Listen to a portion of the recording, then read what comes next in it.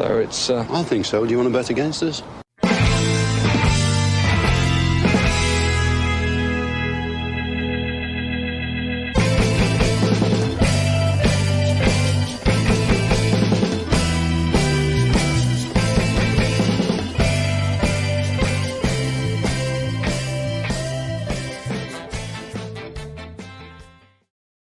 Hello, everybody, and welcome to For the Love of Paul McGrath podcast. We're back again with another one of these voicemail podcasts. This is week 3.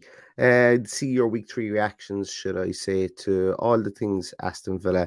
And I must say, we've got some fantastic voicemails to go through today. Before we do go any further, I just want to let everybody know this is a pre-recorded podcast. While it will be going out on later on this evening, I did record this morning. Just due to time constraints that I will have. So just want to let you know it is a pre-recorded podcast, but some of these voicemails are absolutely fantastic. And instead of me waffling on here, let's bring up these voicemails, because these voicemails cover all the things that we're speaking about as Aston Villa fans at this moment in time, specifically the Sarr deal, Steven Gerrard's tactics, kind of the frustrations that some Villa fans are feeling at the moment. So without further ado, let me bring up this and we will take a listen to some of your fantastic voicemails. For those of you that do not know, you can leave us a voicemail on SpeakPipe. It's on speakpipe.com / for the love of Paul McGrath pod, and you will be able to leave us a voicemail there. And here are some of the voicemails that we've already received. So just taking a look here, let's go down to the very bottom here. Here's a voicemail from British Mick. Some of you guys who watch our live streams will know British Mick is an ever-present on there, and it was great to put a voice to the name, Mick, and thanks so much for sending this in. So let's have a play and let's see what Mick had to say for himself. Hello, Neil. Hello, Paddy. Nice to finally speak to you, even though it is one way. Basically, what I want to do today is just speak about Ollie, because I think Ollie should be in the team, no doubt about it. Okay, his creativity off the ball, his movement, his footballing brain, and his attributes and what they bring to the team he needs to be in the team. But currently, we play him as a striker, which he is not, in my opinion, anyway. I don't think he should ever have been moved off the wing by Dean Smith in the first place, because I don't think that's his strongest suit as a striker, because I don't think he's going to be that player that we need him to be. That being said, like I said, I do want him in the team. His work off the ball is second to none. His effort, his footballing brain, his creativity and his assisting is absolutely perfect, which are all attributes that he's taken from his original role. Now, I think we should put him back there. And we play Danny Ings as a lone striker with Buendia on the other side. The reason why I say Buendia is because I just think Coutinho is an absolute big name that is there purely on his name alone. I know there's quality there. There is. He does have great games, but he's not doing it week in, week out. Buendia, when he comes on, makes an instant difference. His effort is second to none. So, why not play Watkins in his original position with Buendia behind Danny Ings as a lone striker? Anyway, much love to you all, guys, and thanks for having me. I think there's merit towards that, and I think at times last season we did play Watkins out there, but once again, it's all about getting teams to gel and play, and getting him back into that position, giving him time to play out there, giving him time to play there with Danny Ings being that spearhead at the top as well. It takes partnerships, it takes gel, it takes players time to gel, and when we're consistently moving around this forward line, we're not getting that crispness that we would expect from a forward line. You just have to look at the forward line that Spurs have. Kulusevski, Son, Kane. It was easy to bring in Kulusevski there and put him on the right hand side of that, because Son and Kane knew each other telepathically, and Kulusevski could work that channel on his own. Villa haven't got those partnerships in the striking department, because we're currently always searching for results as opposed to searching for a settled nature within the team. And that comes because we also have no settled nature within our back four and within our midfield, albeit our midfield is probably the most settled area. We've got Kamara in there now, and it's just the most overrun part of the team. So there's always going to be fingers pointed at it there. So I think throughout all the lines that our partnerships, our simpatico that players would have between each other, I think is leaving a lot to be desired at the moment. And there's only one man that can sort that, and I think that's really going to be Steven Gerrard. As I say, like trying to find a settled team. but also trying to find results is tough, and he just hasn't been able to fall on something yet, like other managers have been able to do. And hopefully that changes sooner rather than later, because fans are at the moment, and also the results aren't really going our way. But thanks so much, Mick. Thanks for sending that in. Really appreciate it. The next one is from John Steele. Okay, I know that this is going to be a really unpopular opinion, and I'm shooting from the hip here. I love the signings that Gerrard has made for the club. I understand that without his influence, we wouldn't have signed the likes of Kamara, Carlos, and Coutinho. My heart breaks for Coutinho, or for Carlos.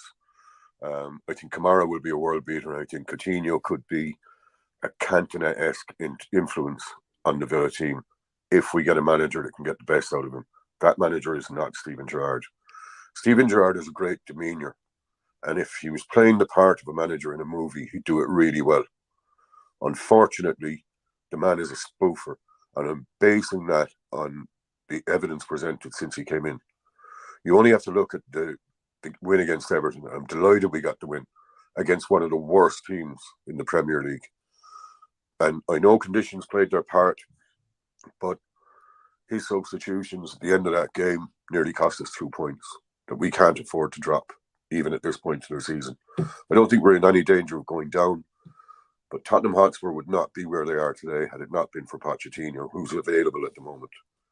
Say give him time all you like. You don't get time in the Premier League with the amount of money coming into some of the clubs these days. It won't happen, but I would love if we appointed Pochettino and got rid of Gerrard. Bye. I think there's that is the sentiment, I think, out there within the fan base, and it would be remiss not to discuss it. The fact that questions are being asked about in-game tactics, about how to manage a game within. I know Paddy mentioned it in the podcast previously. So yeah, it's definitely something that I suppose that we can bring up, we can talk about within the podcast itself. Whether somebody like a Pochettino will come to Aston Villa, I think it's worth a shot. You never know what's going to happen unless you go out and you look for these people. Whether the club want to give Steven Gerrard time is up to the club. I think Ashley Priest said today that he's not going to be going anywhere. But I don't know. I saw a screenshot. It could have been heavily doctored. I don't know whether it was or not.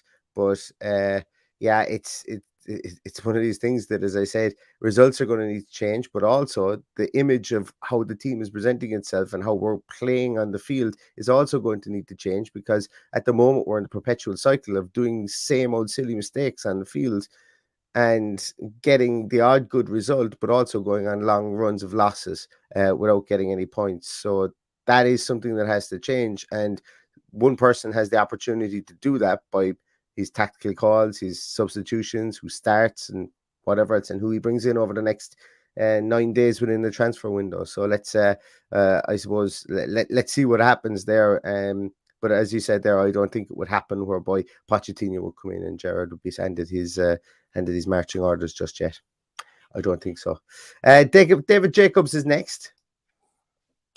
Hi guys, really love the show. It was great to meet Paddy outside the stadium at Villa Park last week as well.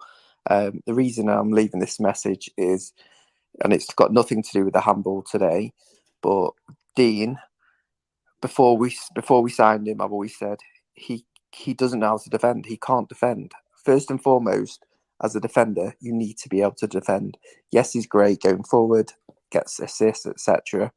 But as a defender, Target is a better defender, and that for me is a massive issue. I don't think we'll ever be solid at the back with him there, and I'm a bit concerned because it feels like we've wasted 24 million on a left back, and I would have gone for someone more defensively minded at the back. But yeah, it'd be really good to get to know your thoughts on that. Cheers, guys. I think you've made some really valid points there. I think the fact that Luka Dean looks so bad in defence is because he's so far in attack all the time, if that makes sense, and it's something we've spoken about an awful lot on this podcast. And what I suppose I say that he looks so bad in defence is that it's not even that he looks bad; it's just that he's just got too much work to do. There's too much work to do out there, The more I see Jacob Ramsey this year, he's taking up different positions where he's not really even playing in that shield position where we were seeing last year, where when Liku Dean went forward, Jacob Ramsey was coming fully out onto the left-hand side. We're seeing that we're clogging up those areas there, and I don't know whether it's miscommunication between, like against Crystal Palace, I don't know whether there's miscommunication between the likes of Buendia or Ramsey about who is covering that area, but the two of them seem to be taking up the same space while Dina powered forward. And I think that that's really the crux of our matter. Like, a lot of the problems with this team comes from the fact that we defend with 2 and we attack with 8, and that is bonkers in anyone's book.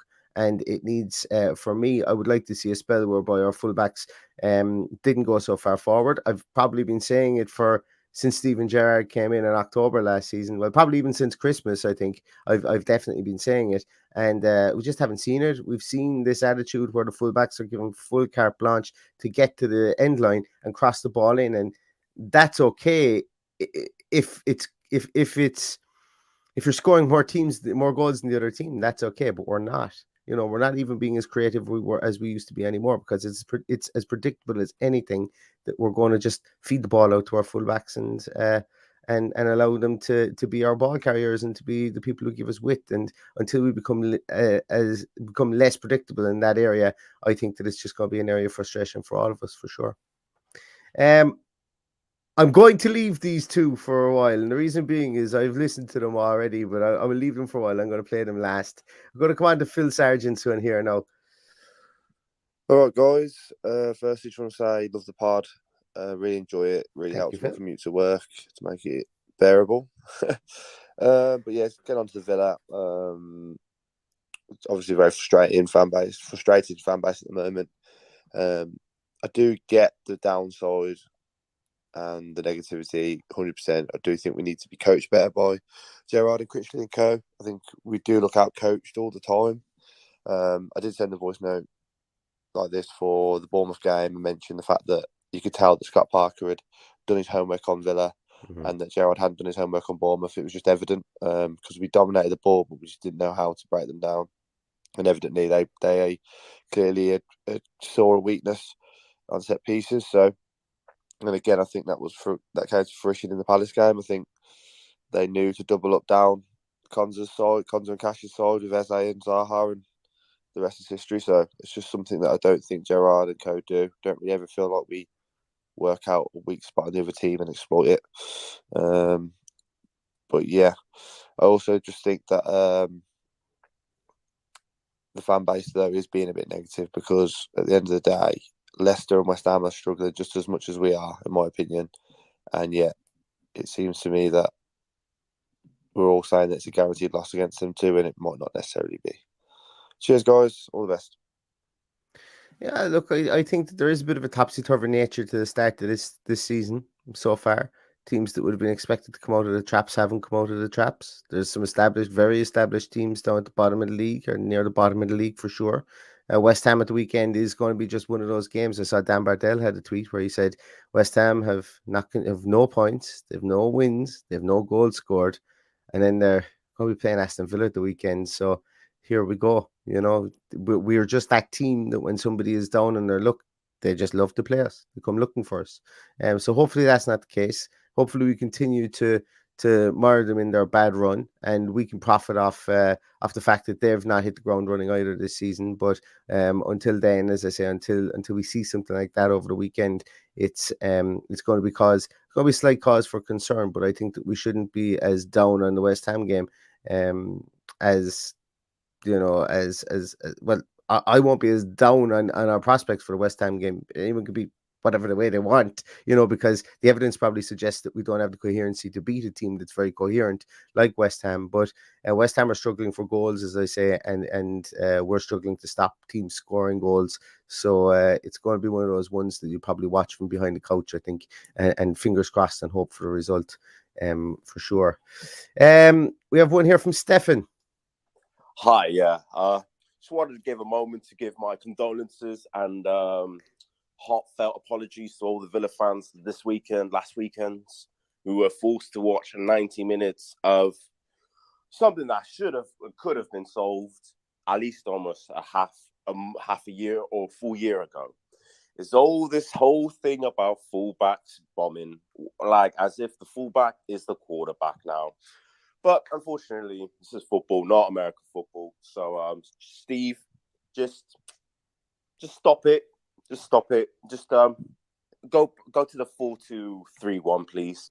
We're dying for it, and I don't think we need this really, because every time I've watched, we've always had the middle of the park more open than a field of grass or horse to play on. So, don't know where you're playing at, and yeah, I'm not really into the Stevie Out crew just yet, but I have been skeptical about his appointment since he's been in charge. So this year, this Perslow game will end up exploding all over the owners' faces or actually come about. I'm willing to give him time, but he needs to change his tactics up. Just fed up, really fed up. I can empathize with that as well. Tactical changes for me, I think, are more of a must than just trying to rotate players in and out and in and out and in and out, hoping that you fall upon something. I think we've got good enough players regardless of who he starts. It's about really kind of solidifying and making the tactics fit. I think really where we are at the moment. Yeah, do I want additions? Of course I do. I think I've said it before that it's but cutting off your nose to spite your face if you don't make additions to the team. And I'm more than confident that we will have at least a centre half. I think we will have another central midfielder come in. May not be a massive name that everybody's looking for. May not even be somebody that the people know an awful lot about. But I think we'll get somebody in there that maybe fits our style of play. What do I have that to base that on? Absolutely nothing, other than the fact that there's no way we can go through the rest of the season with the exact same midfield options plus Kamara than we did last year, because all our midfielders are so samey. They all play the same way, and bar maybe Jacob Ramsey. And I just think we need something a bit different in there. We need somebody with a bit more composure. I think that will come in there. And if we do get somebody like that, then we could be in a situation where we could play 2 6s at times and play the 4-2-3-1 formation that some people have been calling for, me included. So I think it's very important that we sort out the centre of defence, and that we sort out the centre of the park as well. Ismail Assar would have been an absolute cherry on top. Maybe they resurrect that between now and then, but it doesn't look too great. I think we've got 1 or 2 voicemails on that, so I'm not going to go into the SAR piece too much. But Stefan, thank you so much for your voicemail. I really appreciate it, and thanks a million for listening to the show. Another stalwart, Mark Brannigan, is here as well. Let's see what Mark has to say. Hi, Niall and Paddy. Just want to say, job very well done, lads, on the podcast. Probably my number 1 go-to Villa podcast, so brilliant work. Keep it up. Thank you very much. Just wanted to say, in relation to the performances so far, it looks to me, Gerrard spoke about during the summer and last season about wanting to get players to take on a lot of information about how he wants to play. But it looks to me like he's probably overcomplicated things, the information, and made it more too confusing for the players. I think he just needs to simplify his instructions, particularly around the area of defensive setup. When we're on the attack, when we have the ball and we're on the attack, it seems like we're getting overrun far too easily when the opposition are on the break. On a positive point, though, I just wanted to say, I think for the first time in a long time watching the squad, we have all the players are working hard on the pitch for each other. I don't think there's anyone out there you could say isn't trying or isn't kind of doing their best, which I think gives me some kind of optimism and hope for the future. Now, whether that's with Gerrard or if by the end of the season or next season we end up with a new manager, we've got a good squad of players there who are willing to try and willing to work. Anyway, that's me finished. Once again, just want to say, well done on the podcast. Keep up the good work. Thanks, lads. And thank you very much, Mark, for those kind words. Really, really appreciate it. Thank you so much. I'm actually going to talk just about what you said there at the end. And I think that's potentially an overlooked part, that the players don't look like they've down tools whatsoever. Yes, some of them put in subpar performances, but they do look like they're giving the effort, or they're giving some sort of effort on the field. And when I say some sort of effort, I mean, yes, they might be doing the wrong things, but at least they're doing it willingly, on the field. We don't see any petulance really with arms being thrown in the air. We're not seeing any bickering on the field. We're not much of it anyway. Not that I've seen. Somebody might be able to to correct me on that. And I think that squad unity is really something that, well, first of all, I think squad unity is the bare minimum that a manager should be able to bring to a team. But we hear an awful lot of things from potentially went on behind the scenes, but the players are sticking together and the players are playing well. Now, Gerrard did say in his post-match after the Crystal Palace game that they didn't play for each other enough. Wasn't a big fan of that comment because I think that they tried to play to the system that he implemented with our fullbacks so high, specifically Matty Cash, and we got our just desserts with regards to that. And yes, I keep on saying this: we could have come away from that game with a 2-2 draw. It would have by no means been something that we should have expected, or we would have come away from it with a smash and grab, and that's fine. But and I can see some of the things that Gerrard is trying to do, but some of the good things that he's doing are being outweighed by some of the other things that you see, specifically with the fullback positioning, which is just cannon fodder, and it's just taking candy from a baby, for other teams who just plonk their players out in that left wing, and then see if we can do anything to defend it. So once again, as I say, that is a good point. The players look to be giving their all for each other, and they do look like they're professionals. Which is something that in other times we may not have seen that. We may have seen a small bit of dissension, on the pitch, and potentially maybe that might be reasons why some players have been moved into the so-called bomb squad, is because they were at risk of maybe harming that squad unity. I don't know. That's conjecture, and I do not know. But thanks a million, Mark, once again for your voicemail. I really appreciate it. We have a voicemail from Joe Chammy. I'm going to say is how you pronounce it. I'm not quite sure, but thanks very much, Joe, for sending us a voicemail. Oh no, Joe's voicemail doesn't seem to want to work. Hi. Wait a minute. Let's see if we can get Joe's to work. Move it on a bit. What we'll do is we'll come back to Joe's in a moment. For some strange reason, it doesn't seem to want to work. I've listened to it already. It is a very good voicemail. So let's see if we can come back to it later and it does work. Interesting. Now Simon's voicemail is coming a cropper as well. Let's go back here and see if after a quick little refresh, Joe's works.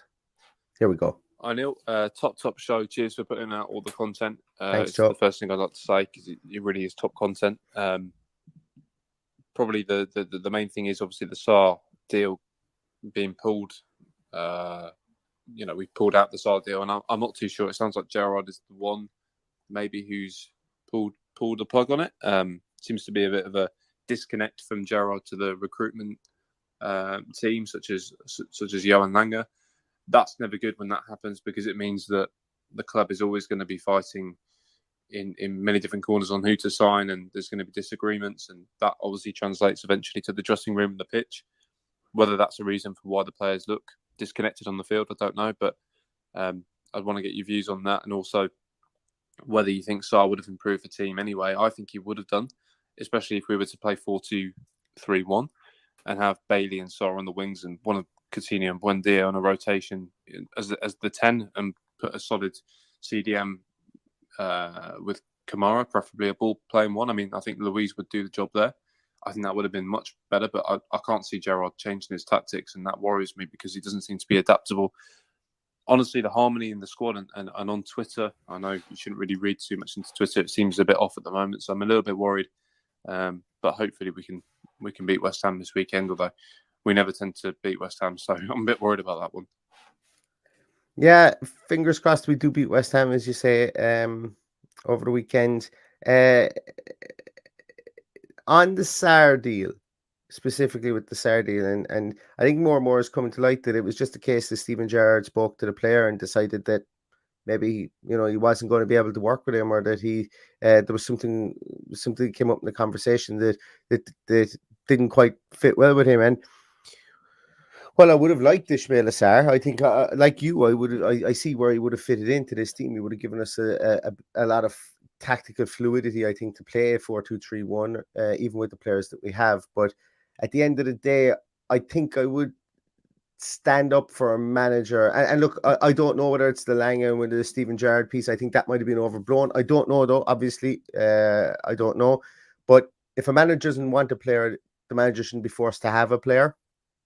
And I think in this instance that, look, if the club wanted to press ahead with it anyway, they would have pressed ahead with signing him. So for me, if it was the fact that Stephen Gerrard had a word with him and sat down and interviewed him, for want of a better word, and just felt that maybe there was something there that he didn't sit right with him, I think we won't be the first and we won't be the last team that will happen to.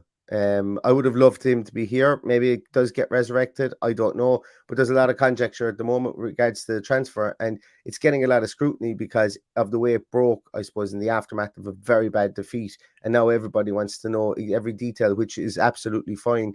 But there's a lot of grey areas where there's one story fills that gap and then another story fills that gap. And then before you know it, you've got 3 or 4 different stories about what happened. And we may never know what actually happened in that situation. But yeah, like as I say, there's 9 more days left in the transfer window, and who knows, maybe we might see somebody else come in that position. But it is an interesting one, when I will be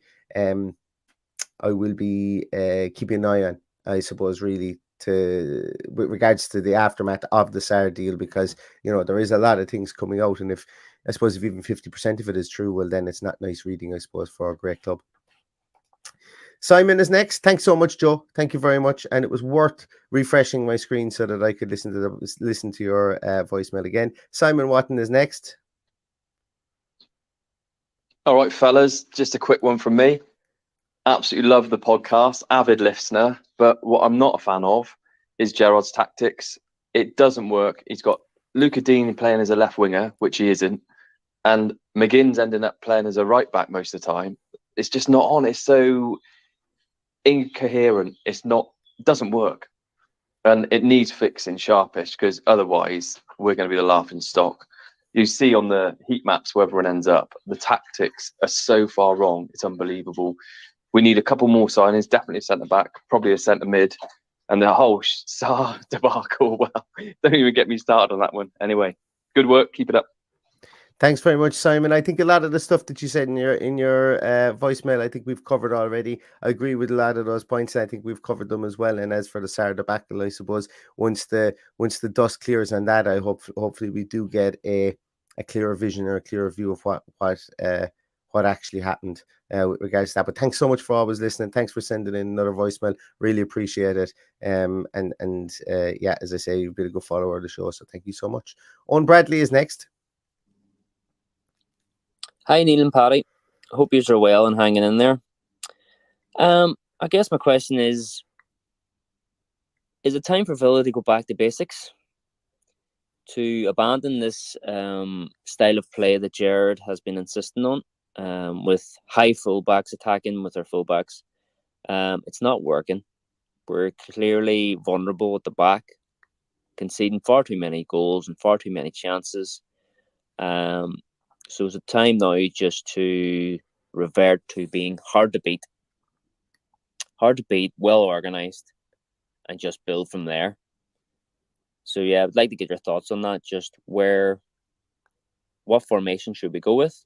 I would prefer a 4-2-3-1 defensive sort of shape, and really none of this gung-ho kind of attack and play at the moment in time, because it's clearly not working.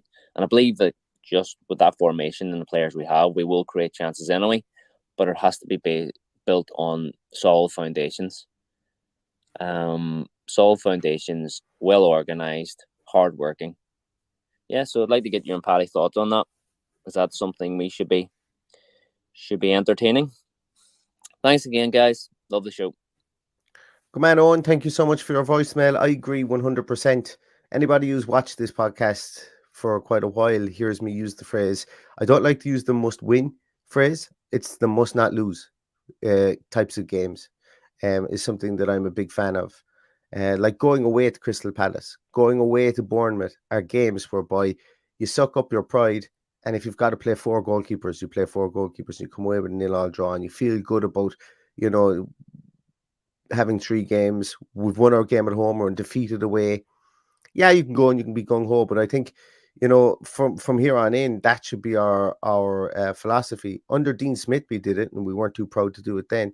We defended like absolute demons right in the edge of our box, and there was sometimes we caught teams with late goals, like the Ross Barkley's goal against Leicester. Against Arsenal, we defended like mad after Ollie Watkins scored, I think after about 90 seconds.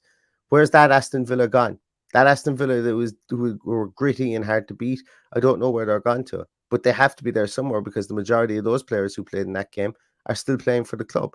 So, well, when I say the majority of those players, definitely the majority of the defensive core are still playing for the club, and I think that we've probably upgraded in somebody like a Kamara, and we've upgraded in our attacking talents, which should offer us a better counter-attacking ability if we were to go back to those basics, as you call it. So I would be a big fan of that. I'm not too proud to admit a 0-0 draw away to Bournemouth and a 0-0 draw away to Crystal Palace would be 2 good points. And as we saw last year, drawing some games that we lost would have put us in the higher position, and we would be all feeling better about ourselves from last year as well. So there's definitely merit in it as well. James Hill is next. Good to see you, James. Hi guys, love the podcast. Absolutely brilliant. I'm wondering if the Sarr deal might have been a backup to somebody else that we're potentially linked with. I'm wondering if we've gone after a couple of different players and put bids in and stuff to see, with the time frame that's left, if we can pick up one of them. And maybe the reason the medical's never been booked or anything with Sarr is because we got further down the line with another player. Hopefully it might mean a change of system so that we can get more men in midfield. I know we're technically playing with 5 men in midfield, but there's nobody actually in midfield. I don't know why that wouldn't have happened sooner. Surely, I mean, he tried it out in pre-season, as Neil mentioned the other day. Why would he not introduce that sooner if he's seen a problem that we can all see? Why not just resolve that issue? I don't know. That's good. That could be a point with regards to the Sarr deal. It's not being reported at the moment, but then again, a benign reason for that to say that Aston Villa have just shifted targets, I don't think would have got as many eyes on a tweet or on a headline like that. But it would be nice if that was the case, and I suppose time will tell with 9 days left in the transfer window if we were to bring in somebody of similar or even better ilk than an Ismaila Sarr. But that is an interesting one. Have we just shifted target? It's not been reported anywhere yet.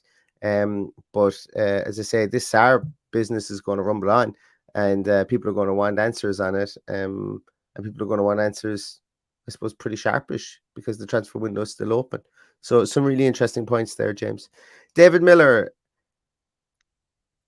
I'm not going to comment on the current situation, transfer sagas with Sarr and whatnot. Just want to focus on what's happening with the team currently. There just seems to be such chaos when we're defending. We don't seem to be able to clear lines. Other teams are getting the ball comfortably in the box. Current system, the 2-8s are meant to kind of press and force the opposition out wide. The press is so weak. There's no blood and guts in this team, and it seems like there's no fight, there's no desire, and whatever the system is going to be the same outcome. But I do think, perhaps, having said that, going to a double pivot with Dougie and Kamara as 2 6s, 2 ball playing potential deep line playmakers can really find a pass with Buendia in the 10. Then you have the option of maybe 2 wingers, 2 wider forwards, Coutinho, Bailey, or maybe 2 up top, Ings and Watkins. Could potentially provide something different, so that the 10s, the wide forwards, could track down the flanks as they kind of used to do under Dean Smith. I just think they need to do something different. Seems like maybe this is more Neil Critchley's system at Blackpool, so hopefully we can see some changes up the Villa. That's an interesting one, as I say, about the Critchley piece at the end. I agree with what you said at the start. We've kind of covered some of those pieces, you know, about going back to 4-2-3-1, about making sure that our fullbacks are a bit more disciplined. But with regards to the Neil Critchley piece, we were kind of still seeing this formation last year. We were still seeing it in pre-season when Neil Critchley wasn't there. So it's an interesting one you bring up. If we haven't changed our system in the slightest, and then, was there really a need to bring in Neil Critchley, or what's the situation there? Or maybe we just hadn't had a chance to stamp his put his stamp on the team. But it's a really interesting one that you bring up there as well. Okay, I passed out two there a moment ago, and I want to get back to these. I'm going to finish up on this on these two guys, because I think these are our last two. And I hope these bring a bit of levity to the situation. But whoever sent these two in, please contact me via DM. Please contact me via DM. I don't know who it is, but please do it, because I'd love to chat to you. Here goes nothing. I think we did okay. We got the goal early, that's what I was looking for. And I thought, okay, we've got a goal now, so now it's all out attack away from home. And I had Critchley in my ear saying, no, stay as we are. Sit back a bit. We've got a goal. And I was like, I'm the manager here, mate. Okay, not you, Critchley. So I said, okay, goal for the jugular, which is what we did, mate. We did okay. Okay, it might have cost us 2 more goals, and we did lose 3-1, but that's all on Critchley and the players. That's not me. But, the fact we lost is on me, to be honest, mate. We should have done better. We know how to play football, but that wasn't great. Wasn't great at all, and I'm not happy with that. But, moving forwards, I'll go home tonight and I'll spin the bottle and I'll see whoever it lands on. And if it lands on Buendia, I'll play him. If I do spin the bottle and it lands on Coutinho, then that's who it lands on. I've got no say over the lap of the gods. So it all depends on what that bottle spins on. But I'm doing exactly what I did at the Rangers, and to be honest with you, it worked most of the time there. So I don't know why it's changed here, but I've put all that money in the bag. I've given it a good shake, and hopefully, eventually, I'll turn to goals. That's all we can hope for anyway. But it's all on me and the players and Critchley. As I say, sometimes you just have a little bit of a laugh, at times like this. And there's the second part to that voicemail too. Sorry, I'll cut off there, Neil. One more thing I wanted to say was about the way that I've been unfairly treated about not playing Danny Ings in the Crystal Palace game after having a really great game the game before and scoring a cracking goal. Basically, there's reasons for that. Okay, the very, very complicated reasons that you don't see as football fans. Okay, there's a strategy here. Okay, I don't want to give too much away, but it involves a hat and names going into that hat. And if your name doesn't come back out of that hat, you don't get in the team. It's as simple as that. We tried to spin the bottle, mate, but it doesn't work because the bottle keeps falling off. Now, this way of working worked for me at Rangers, mate. So I don't understand why I get such negativity. We will get there. It will happen. I'm Stevie G. Trust in me. I think that's a bit of an apt way to finish the podcast here, specifically with voicemails. That is a really good impression. It's a bit of levity, it's a bit of crack, it's a bit of fun. Specifically when we're all feeling a bit down. I hope that has brightened up somebody's day. But really good impression there, and a small bit of comedy, I suppose, to end the podcast. You could imagine when I listened to that, when I was going through the voicemails, I absolutely burst myself laughing, just because I wasn't expecting it. So fair play to whoever that man is. It's actually a pretty good Scouse accent, and it's there's some really good content in that. I appreciate you for leaving it in there, guys. That is going to do it for us today. Voicemails will continue to be open. We'll be back again next Monday night with another voicemail podcast. I know I initially said it was going to be Tuesdays. Mondays are probably going to be the day that we're going to do it. I just have I have quite a lot on over the coming weeks. There will be a reduction in the amount of podcasts probably after the transfer window is closed, just because I've got so much going on at the moment outside of everything here. But continue to get the voicemails in. I really appreciate them, and there's some really, really great takes, and there's some really great opinions in there, and I appreciate every single one of you for taking the time to do that for us, because it is great to chat to you and great to hear these nuanced questions, and long may it continue. So thanks so much, everybody, for your time today. Thanks so much for your time, as always. Really appreciate everything you do for the podcast. We do have a giveaway going on at the moment. You'll see it on our Twitter page. It is in conjunction with Addicted to Villa, who is it was Fintan Hand. We're giving away a football jersey, a Villa jersey that will be given away on Sunday, the 28th of August. So go there. All you got to do is retweet it, or follow myself and follow Fintan's at Addicted to Villa, and that's all you got to do to be involved with the giveaway. So check that out if you do want to win a shirt. Hopefully it brightens someone's day and it lightens the mood again. That's what we want to try and do over the next few weeks. Thanks so much. That's going to do it for today, and all that's left to say is up the Villa.